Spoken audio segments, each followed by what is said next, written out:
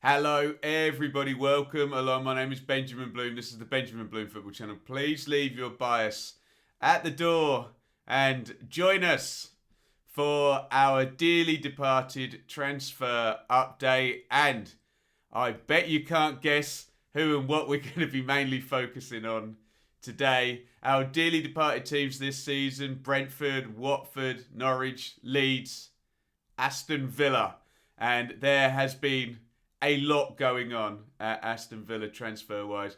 Been a crazy few days there, culminating in a British transfer record announced last night. Of course, remember the deal with these transfer update videos. We're talking about done deals into the clubs we're covering up in the Premier League. So we need to see the player holding the shirt. We need to hear that boring quote, "I can't wait to get going," or whatever platitudes that come out in those interviews. And we'll talk a little bit about each of the transfers. But of course, Jack Grealish to Manchester City is done.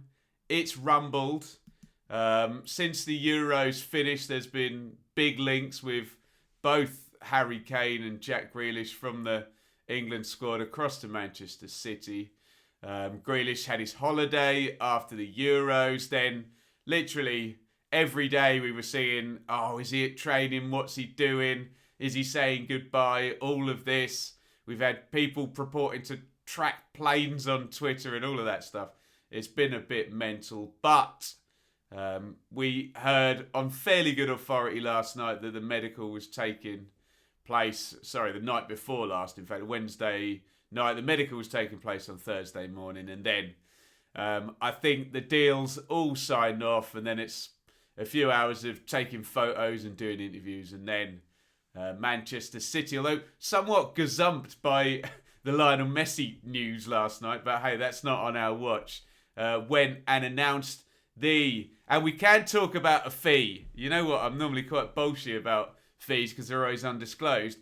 We know for a fact this fee is £100 million, and it is a British transfer record. Some great names in there. Just quickly bashing about on Google this morning.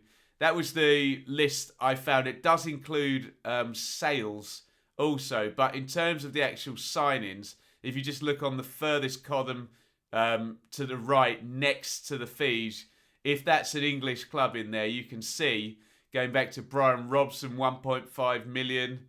Then Andy Cole, huge one there, 7 million. There should be another Alan Shearer in there, shouldn't they? He broke it twice, didn't he, when he went to Blackburn? But they're obviously, they've included sales in there.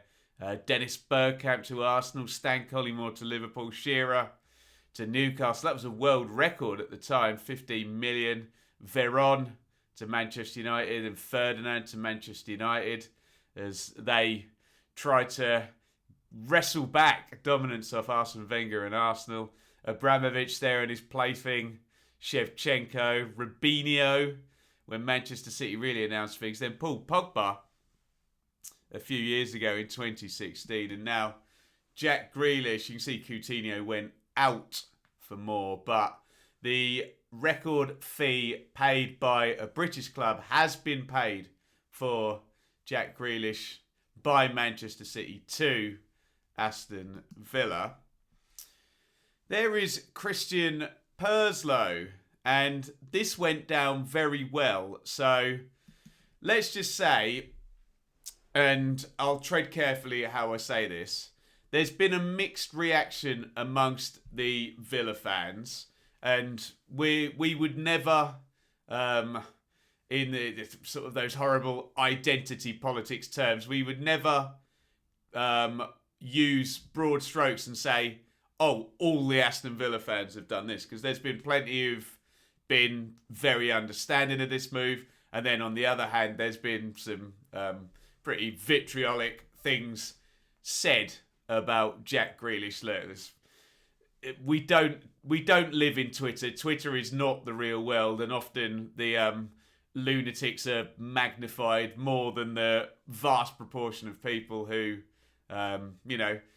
accept the world for what it is, and that there is a hierarchy, and Team A can sign Team B's best player, and Team B can probably sign Team C's best player, and it's always been that way. And someone's got to be at the top of the hierarchy, someone's got to be halfway down, someone's got to be at the bottom. But this did go over very well. This is Christian Purslow. I don't know his exact title. I guess he's the CEO there. He's the head honcho at Aston Villa. He's basically Dean Smith's boss, and he's running the club there. And this was good because it's not quite Kevin Keegan coming out on the steps and emotionally, as only Kevin Keegan could, talking to the Newcastle fans after they sold Andy Cole to Manchester United. But he's coming out, Christian Purslow, and explaining in detail the deal and what's happened. And I think that humanised the situation. And look, there's going to be Aston Villa fans who've accepted this and, are at peace with it already. So you're disappointed to lose your captain and your best player. There's going to be Aston Villa fans that over time get used to it, and they're a bit emotional about it at the moment because their captain and local boy made good as God. There's going to be Aston Villa fans that never forgive Grealish, and that is what it is. That's their lookout. It's their freedom of speech to do so, as long as it doesn't get over the top at any point on social media or in stadiums. Obviously, Grealish is going to have to return to Villa Park this season with a Manchester City shirt, and I'm sure in the main he'll be well received there, I would have thought. Let me know your thoughts on that. But Purslow basically lays out the whole situation. He says they had offers for Grealish last season. They redid the contract. Grealish requested that if a Champions League club bid for him at a point where Aston Villa themselves weren't in the Champions League, that a clause was inserted so he could go. Villa agreed. They put in the fee at £100 million and assumed that fee would either, and this is the whole overquote principle, if someone books me for a gig in Inverness, no offence to Inverness, but I'm a long way away, I'm going to ask for 2 or 3 times more money than I normally ask, because I don't actually want to travel and go and do it. But if they're going to pay me that, I'll go and do it. And this is the principle, isn't it? They put in 100 million quid as if to say that may well be prohibitive enough to stop, bidding wars. And if they do come along, then, British transfer record, and you take the money and you try and build your team. And that was made clear by Purslow. I think we understand that there were quite big salary offers made to Jack Grealish as well. So I don't think it's... Look, obviously money's an issue, isn't it? And he's going to become an incredibly wealthy man. I mean, to us mere mortals, even a bog standard Premier League footballer is an incredibly wealthy person to a level that we'll never attain in our lives. But he's going to become a stupidly wealthy person now as a top-end English talent at the Premier League champions and European Cup finalists last season. So that's about the size of it. And Grealish, in the end, exercising his clause. He's 25 and he wants to go and win titles and push his career further on. And rightly or wrongly, he deems that he can do that more effectively at Manchester City than he can at Aston Villa. And from my point of view, look, I'm not a Villa fan, so I'm not in the kind of emotions of it. The only thing I can liken it to is when my team Ipswich sold Kieran Dyer, and he was the star player and the local boy turned good. Obviously, it wasn't at Premier League level at that point. All I will say is I I was very upset when Dyer went and Ipswich then signed 4 players and got promoted the next season. And I spoke to Kieran Dyer about this on the Blue Monday podcast, and he said very, very pertinently, he said, look, if you put me against the 4 players that were signed with my money in a 5-a-side, those 4 players would beat me. Do I think I'm a better player than those 4? Yes, I do. But put them all together. And this is what Christian Purslow was then trying to point out to Villa fans about Grealish's output. And look, we'll speak about the other 2 players that have been signed this weekend. And he thinks it'll take 3 players to replace Jack Grealish's output. We'll go on to that. There is the tale. So Grealish breaking in the Premier League, in fact, and obviously Villa going down in the 15-16 season, and Grealish getting his first goal up there. Down into the Championship with Roberto Di Matteo and Steve Bruce there. Couldn't get him on the pitch for any of the full Championship seasons, 31, 27 and 31. In 2017-18, Villa get to the playoff final under Steve Bruce. They're right on the end of sort of financial cliff edge there with Dr. Tony, and everything changes at the end of that season, and the ownership that's there now comes in. And it's the next season, in my estimation, that Grealish really starts to click, and not click as in, proves that he's a good player with big potential, but really starts to deliver on the pitch. I remember covering a game against Bolton, Villa against Bolton. You can see that on the channel, what I said at the time. And Grealish was really good and sort of running the game and playing with a swagger. And Dean Smith had arrived at this point, and his career does really go into overdrive when Dean Smith arrives. He has the injury, Grealish, and then just that incredible end of the season where Villa, I guess they're like 11th or something, 10th, 11th. Someone fact check me on that. Grealish comes back, they win 10 games on the trot, and he's just then at that point bossing it. And you can see, this guy has now grown into the shirt, grown into his skin. Way too good for the Championship now, and just some brilliant stuff. And I was there at Birmingham when the guy comes on the pitch and throws a punch at him. Grealish jumps back up and in the second half goes up the other end and scores the winning goal. And you kind of start to think this guy is just a magnet now for attention, and everybody's eyes are just on him. It's just that star quality, that charisma, and then the way he played with the short shorts and the socks rolled down and the floppy hair, and just receiving that ball. And basically, I remember Chris Waddle spoke about this. Chris Waddle said when he used to receive the ball on the touchline, he'd hear everybody stand up and the chairs would hit, and Grealish had that effect of getting you out of your seat. Not in a Waddle way, where Waddle would receive the ball and just go, but Grealish received the ball and just stop and draw players in and dribble and draw fouls. And then you'd start to see the kind of Grealish derangement syndrome where people, because he was a magnet for attention and all of this, you then start to get the same treatment that Beckham and Rooney get, where I think a little bit of, let's say it how it is, a little bit jealousy comes that this guy is this massive kind of alpha male, and people don't like the swagger.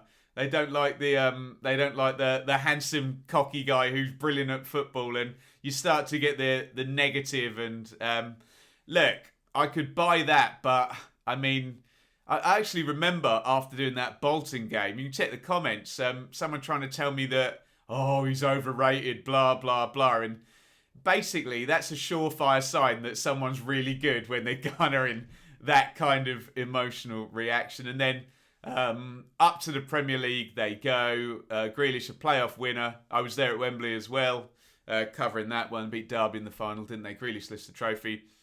And then can he do it in the Premier League? Yes, he can. 2 seasons, coming in off the left-hand side, dribbling, running, scoring, assisting, and the stock rises and rises to the point where, and let's be fair, I don't necessarily agree with this because this is England fan emotional overreaction stuff, but there's always a player when England are in a tournament, Grealish gets called up to the squad, there's always a player who's literally not in the team that England fans then decide to make the world's saviour, whether it's Gareth Barry or Trevor Sinclair or David Beckham or Wayne Rooney or Paul Gascoigne, whoever it is. England fans always have this habit of focusing on someone who's literally not on the pitch and think that that's going to win the tournament. And Grealish was in and out, but his star now was to the point where he's gone from, oh Ben, he's overrated, rah rah, to, no, get him in the England team, he can win us the tournament, he's the magician, the X Factor, and that all leads up to this British transfer record. So out goes Captain Jack. I've loved watching him at Villa. I think he's been absolutely brilliant. I dare say he'll be back at the back end of his career. Villa have had great service from him. They've got great money from him. I actually saw the Manchester United lad, Goldbridge, on YouTube speak about this. He spoke about it very well, actually. I know he's a bit of a comedy guy sometimes, but he said something that I agree with. Who am I to tell a Villa fan how they feel? I do agree with that.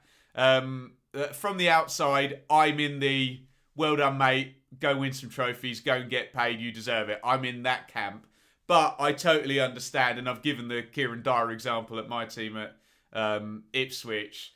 I totally understand the people who are upset now and are going to get over it, and those who are upset and are going to stay upset again. Let's just remember it's football, and a little bit of booing at a game to try and help your team and put the other guy off is fine, but obviously vitriol on social media is literally illegal. So whatever camp you fall into, stay within the confines of the law, and your freedom of speech is protected, and you can say what the hell you like and hold whatever opinion you like. But I say good luck to Captain Jack, a British transfer record, off to Manchester City for 100 million. Sounds like something from Austin Powers, that, doesn't it? 100 million pounds. And I would love to hear from Aston Villa fans your and I'm normally quite analytical on here. Give me your emotional reaction. Tell me how you feel about this, seeing your boy and your captain come through, boss it, and get in the England squad and leave for a British transfer record. Let me know what you think. And we'd better talk about these two other players now that have been signed in the last few days to replace Jack Grealish.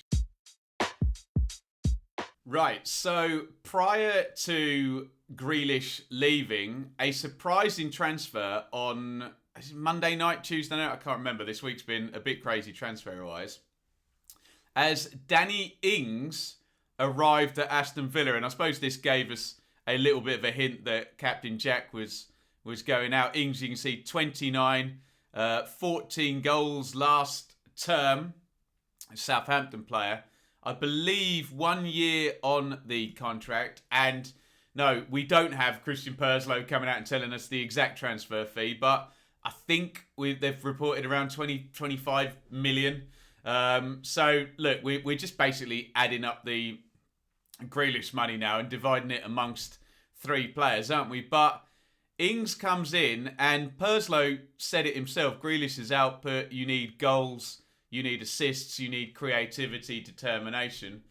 And they think three players can give them that output. And it's a pretty watertight argument, isn't it, if you're a Villa fan? And again, I go back to Kieran Dyer's comment. 3 against 1 in a small-sided match. I think the 3 give you more output, but, you know, maybe I'm being a bit binary about that. There's Ings' numbers from last season. You can see down the right-hand side.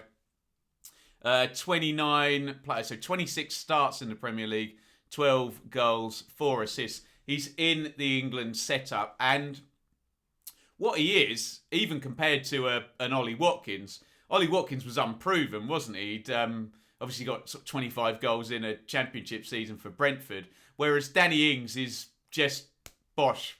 Stick him in, ready to go. From day one, he knows what he's doing, doesn't he? He's worked through Burnley and Liverpool and Southampton. And, I mean, let's be honest, Southampton, they dropped off quite badly last season in the end. But we're talking about putting up decent numbers for a side that is already below Villa in the hierarchy. What interests me greatly is how Dean Smith is going to fit all of this together, because it was a 4-2-3-1.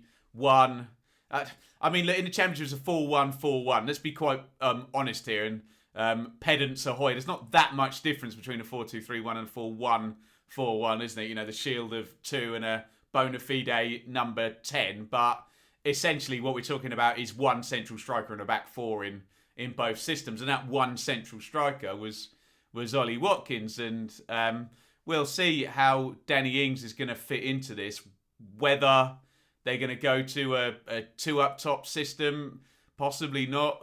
Not many of those in the Premier League. Although Southampton was one, wasn't it? We would see Ings and Che Adams up front together, whether it's support strikers, and Watkins, who does have a history as a winger, doesn't he? Has moved, I'm not saying out onto the wing, but outside in one of those 3-4-3s or 4-3-3 tight inside forward situations. We'll probably need to talk about the other side when we factor that in as well. And we do need to mention Emi Buendia into these discussions. So be interested to see how Villa configure their lineup now, because I can see a change. But yeah, some will argue 29 years old, 1 year on the contract is reasonably high money, but that's what you pay for the ready-to-go experienced solution. And that's essentially what Danny Ings is. So that's a pretty sensible signing, isn't it? Coupled with Leon Bailey, who's slightly more of a gamble, but still a pretty high caliber player here. Leon Bailey in from Bayer Leverkusen, 23 years old, 10 caps for Jamaica, 39 goals, 22 assists for Leverkusen in the Bundesliga. Over on the right, and check the heat map more than anything, because that skews very much down the right-hand side. So does Emi Buendia's, by the way. 30 plays, so 25 starts, 9 goals, 8 assists. That's very good. 17 goal contributions in 25 starts over in the Bundesliga. And I'm going to go straight back to my comment of it's very exciting for Villa now. You can see a sort of dribbling, goal creating, pacey. Heat map skewed very right, didn't it? So I'm going to say right-sided on the basis of last season attacking presence. But I do wonder now, I mean, you fit them all together. John McGinn, he's nice and straightforward. Stick him in central midfield there. But then you've got the likes of Trezeguet, El Ghazi, Buendia, Watkins, Bailey, and Ings. So I think I've done 7 players there who you would use either in a front 3 or a front 4 in a 4-2-3-1 as well. So they have a lot of options. And remember, across the back with Martinez, Konza, Mings, Target, Cash, they were pretty settled across there, weren't they? So a lot of attacking players, which doesn't always solve issues. And the big issue is the ball magnet, the assist-making, goal-scoring, dribble, whiz-kid, key pass, ball-carrying, penalty box entering. Sound like a Ric Flair wrestling promo, that does. Jack Grealish is gone. It's now... You've got to change the system now, haven't you? And you cannot rely on playing through one player. And interestingly enough, we can speak to one of the players they've signed, and Emi Buendia of Norwich, who was the key guy at Norwich. But before him, James Maddison was the key guy. And there was very much a situation there where Norwich were hugely reliant on James Maddison. And then, yes, Buendia stepped up to the main extent, but they were better without him. They went on and won the championship title, didn't they, without him? So that's what Villa have got to do. So much to talk about. Get your opinion in on Leon Bailey and Danny Ings. But most pertinently, how on earth is Dean Smith going to set all this up for Aston Villa? And if you want to give me a formation down the bottom there using some Football Manager lingo, that would really help me out as to how you see Aston Villa lining up. And the $64,000 question, the £100 million question is, well, there's two of them now. Will there be a net improvement? Are three players better than one?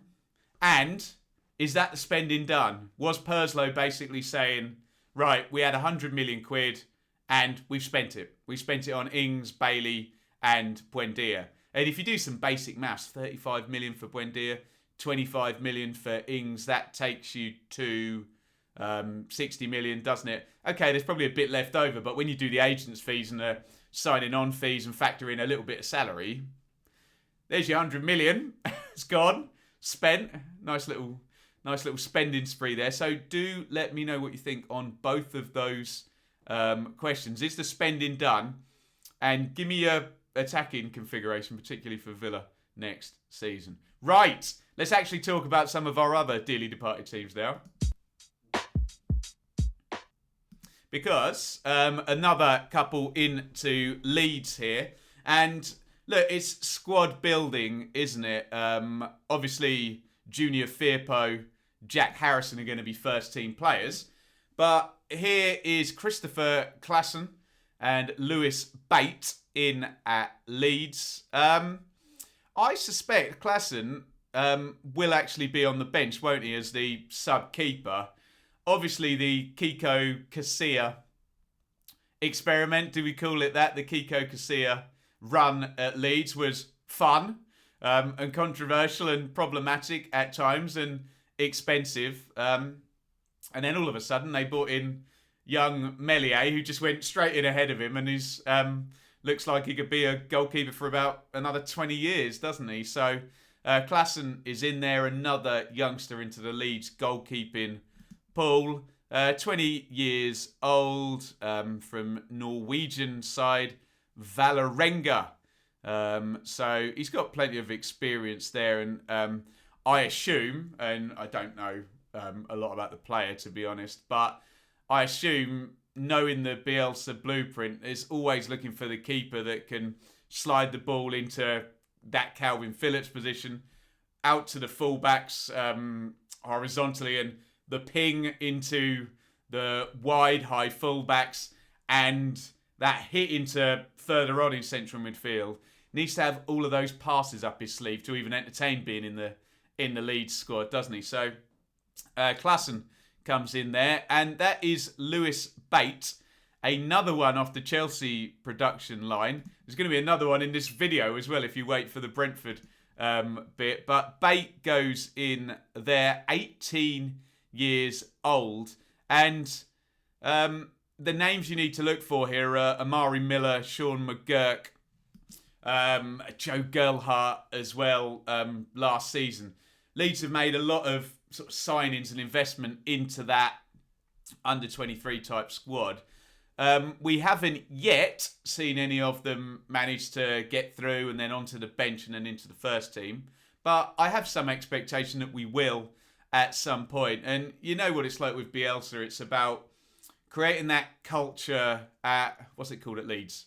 Thorpe Arch at the training ground, bringing those players into it at a young age. And I'm quite sure that when they're ready to go, we've seen sort of someone like Jamie Shackleton thrown in, Leif Davis thrown in as well. We've seen a few youngsters, Paveda, I know he kind of came in, but if Bielsa feels they're ready to go, he will put them in. And I guess they're just working on slowly raising that standard of their under-23 team and starting to try and produce some players alongside what's frankly been pretty damn good recruitment of Koch, Llorente, Rodrigo, Rafinha, Firpo, if they can now have sort of these three strains of Bielsa has developed the players he already had there. Look at Phillips, obviously signed Bamford, but look at what he's done with Ailing and Cooper, who he inherited. The transfers in, and then the youngsters. If they can have those three strains all working at the same time, then the Leeds team, you would think, will keep improving. So a couple of youngsters in there. Let me know your thoughts on Christopher Klassen and Lewis Bate going in up at Leeds. And we will move on to Brentford. Now, this is an exciting one. I like this one a lot. Christopher Ager, and I'm sure we'll get the pronunciation pedants on that one. My Norwegian is not great, but this is like the most Brentford profile signing possible, isn't it? A sort of Scandinavian strapping centre-half, 23 years old. He's been up at Celtic, and take a look at the heat map on the right-hand side. So what you're seeing there is a left-sided centre-half in short. Any quotes there from Rasmus Ankerson? Yeah, he's always good fun. Christopher has scouted extremely well, tips all the boxes for what we want in a Brentford defender on and off the pitch. So there's his numbers from last season. 34 starts up at Celtic, 2 goals, 3 assists, and the heat map skews very much left, which is Ethan Pinnock's position at Brentford. Looking at Rasmus Ankerson's quotes there, what we want from a Brentford defender, we know what that is really, don't we? They want calm, which probably make Leeds fans laugh, considering one of those defenders is Pontus Jansson. But they want calm, relaxed on the ball, able to play out and drop in next to the goalkeeper for those attacking phases and building things up. Good from set plays, Brentford, as well, aren't they? They're, for all of their knock the ball about, they're happy on the marginal gains to take a long throw in and bring centre-halves up.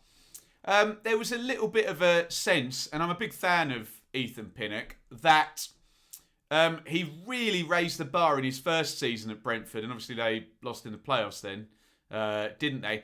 In the second season, it felt like he didn't quite make, that next step up to, oh, right, now I'm going to boss the championship. And there were points where he did drop out of the team there, and then in the end of the season, Christian Norgard came in and played centre-half in a back three as well. So I wonder whether that's a straight battle between Ethan Pinnock and Christopher Ager. Again, we're in undisclosed fee land here, but we think it's a lot of money. 10, 12, 15 million maybe on the back end after appearances and international things and Premier League survival and, whatever's written into the contract happens. So I suspect he's going in the first team. Whether they stick with the back three and you now get Pinnock, Jansson and Ager in there and Norgard goes back into midfield.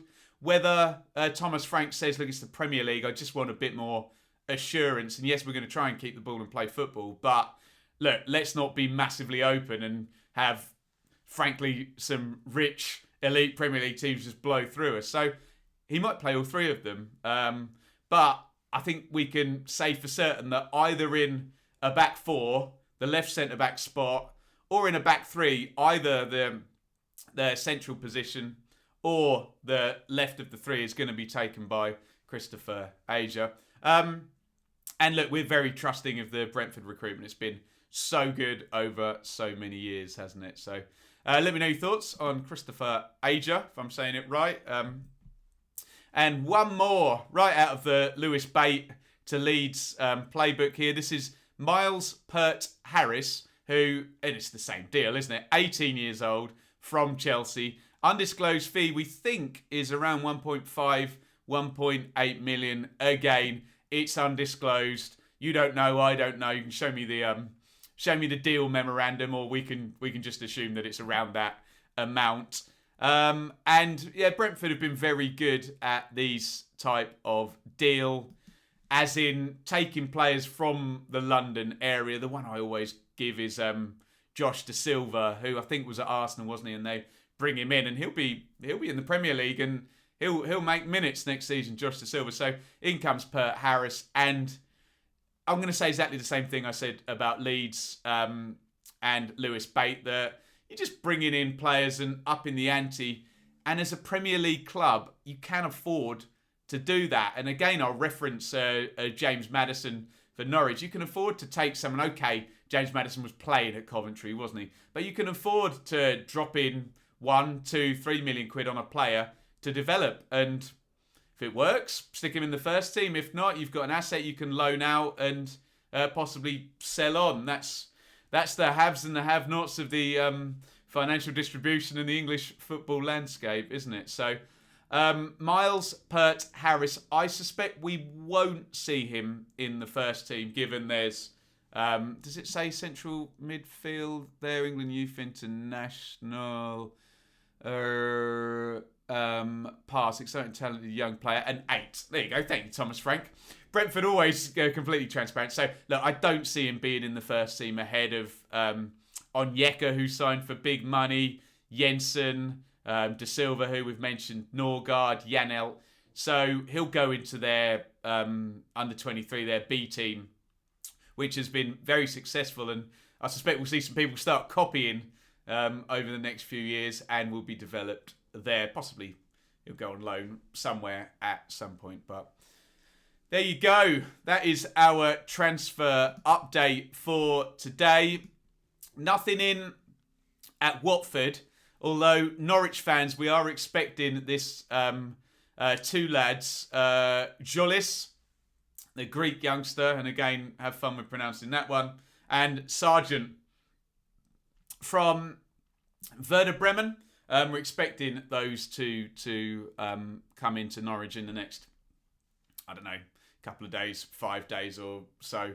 So we will be able to talk again, but obviously the big deal here, Captain Jack going out. So look, get your comments in.